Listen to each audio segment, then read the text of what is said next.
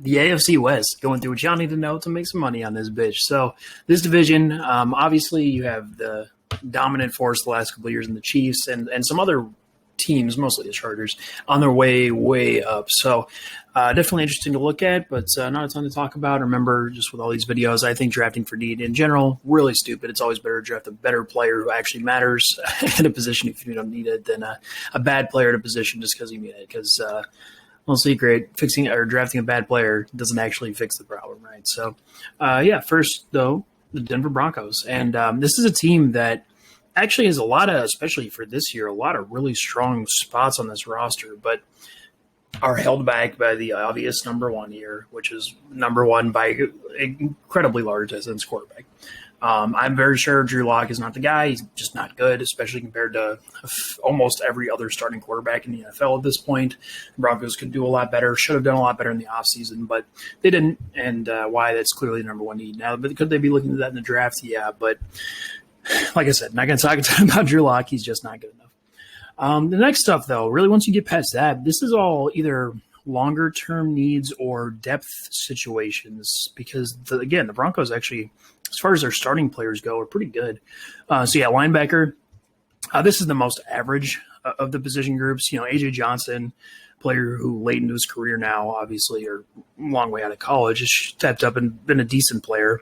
But between him and Josie Jewell, you're not getting very much in pass coverage. You're not getting a ton of playmaking. You're just getting guys who don't suck, which is valuable, especially at linebacker. But that's the closest of all these position groups to just average that they get better at. Next corner, here they have one really, really good player, Kyle Fuller, coming in from the Bears.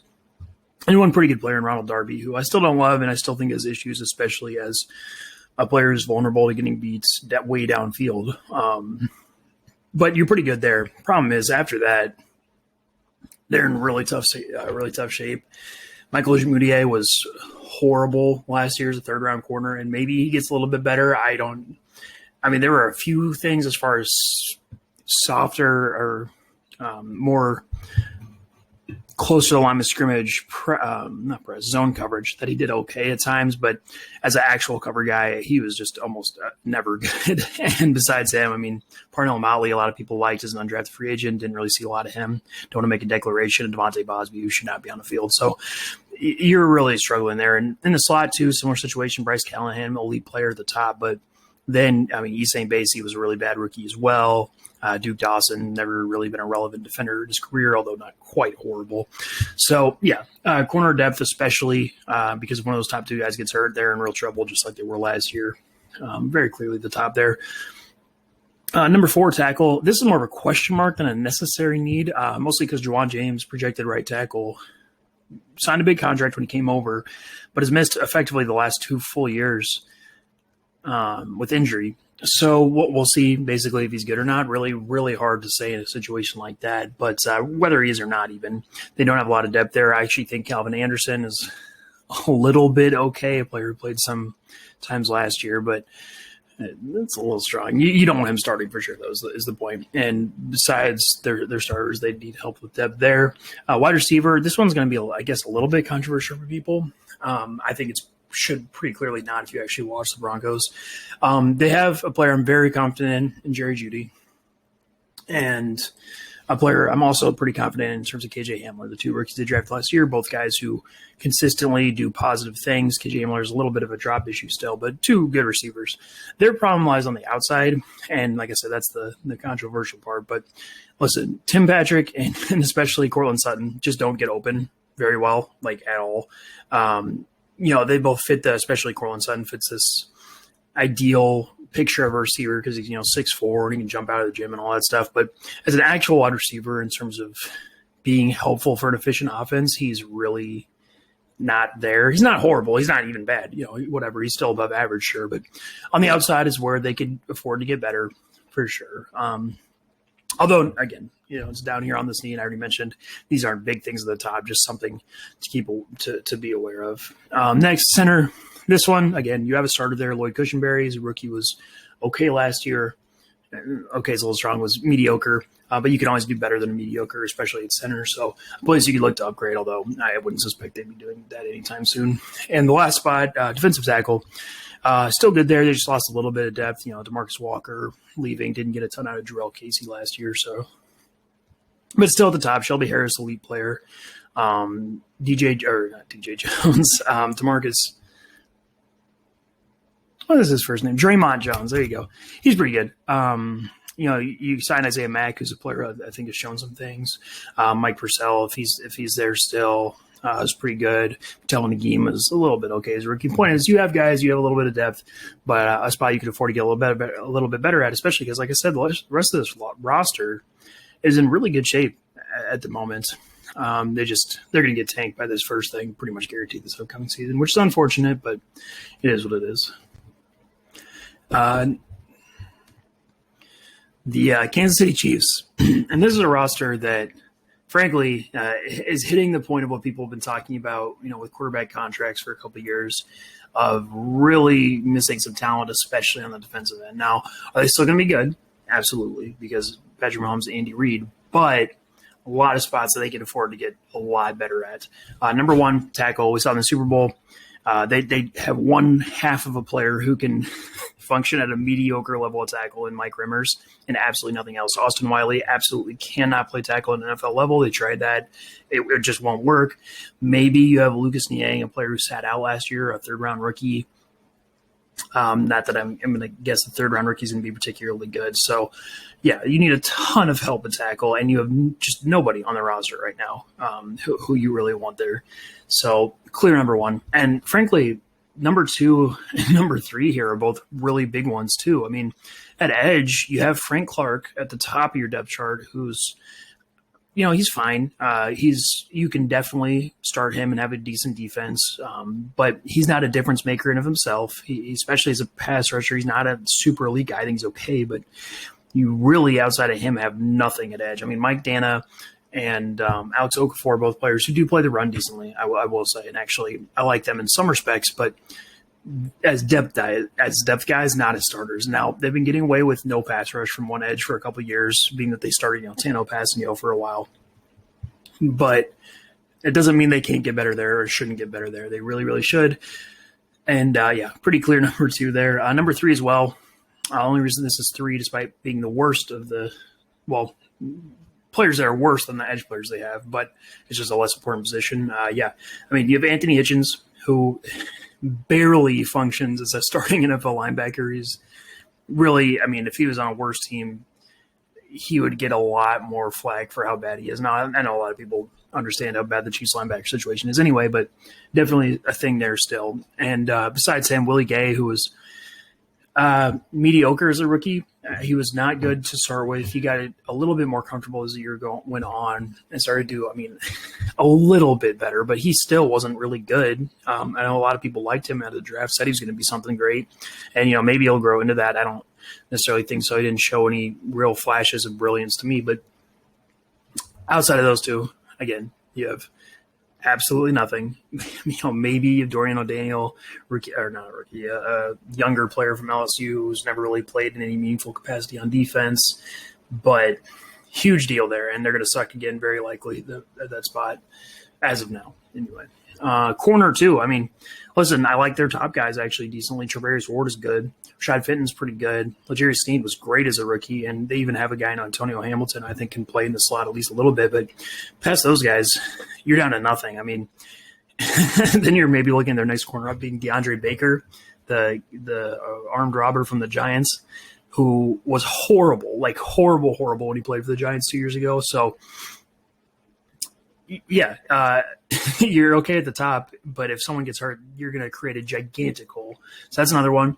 And next, this you are down tiers now, but at wide receiver, with the loss of Sammy Watkins, that's more important than people really think, because the receivers now on roster, outside of Tyreek Hill, who is incredible, are really just not very good. Mecole Hardman absolutely hasn't worked out. He's just a bad receiver. He's useful because how fast he is. He fits in, I know I always roast Christian Kirk, but that's the best example. Christian Kirk, a player like that. who is fast enough that no matter how good or bad he is, John Ross fits in this category too. He's actually going to be useful being on the field, but he's not good as a receiver. Demarcus Robinson he's fine. He's not horrible. And don't get me wrong, with their starting receivers, if they fix their offensive line situation, they're still going to have, one of the best offensive football because of Mahomes. But yeah, they need help there. They really do. They really, really do. So we'll see what they do. They sign, Tajay Sharp and they bring in Antonio Callaway, who actually is, if any player's going to work out, it's going to be him there. But yeah, a spot they can get better at for sure. Last thing, center. They bring in Austin Blythe, and he's bad. That's just not. I mean, he's not horrible. I've talked about in pretty much most of the videos with the center position, right? As long as you have a center who's not in the category of tanking your offense, you're fine. And very, very few centers, if they're starting projected starters on a team, fit in that category. But yeah, Austin Blythe, not a player you really want starting for your team if you're trying to be super good,